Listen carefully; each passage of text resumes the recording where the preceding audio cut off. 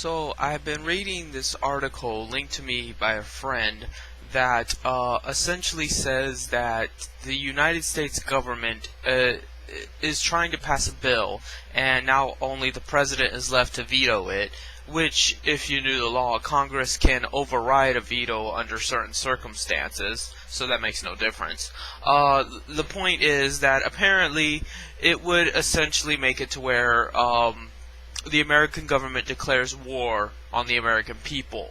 Not like a civil war, but just like the entire country is under, martial law, battleground type shit. I can't even call it martial law because it's not really martial law. It's more like just if you were in Afghanistan, but you never have to leave home.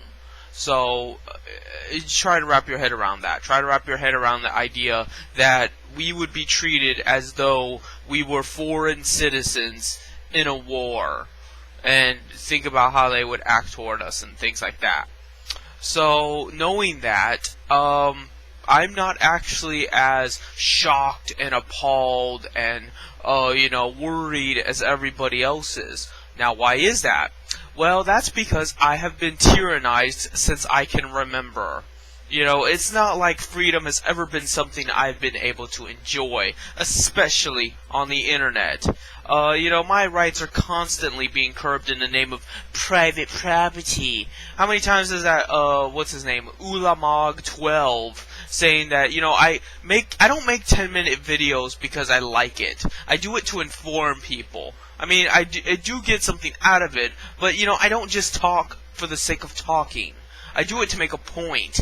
And all those 10-minute videos, reasonable, giving you the rationality of why it's wrong and illegal to ban people. And all he can come at me with is a fucking straw man of, it's their property.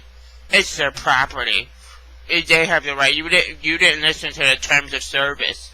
Well, what is the terms of service? I don't know, but you didn't listen to it. I don't have to put up with that shit. And, so this martial law thing makes no difference to me. Because I was already being tyrannized, motherfucker. It don't bother me at all. But I know it'll bother you. So that's reason enough to do it.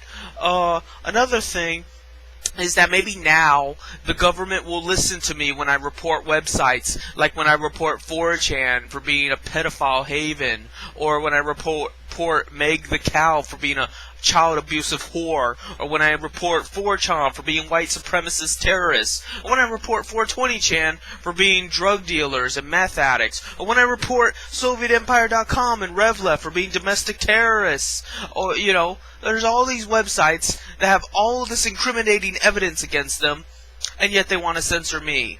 They want to tell me how to act and how to present myself when they have all these skeletons in their closet. So if anything, I look at this as an opportunity. This is an opportunity for me to get back at all the pain and suffering I've had to endure, and all the bullshit I've had to gone through, and all the chains and shackles and boots on my neck.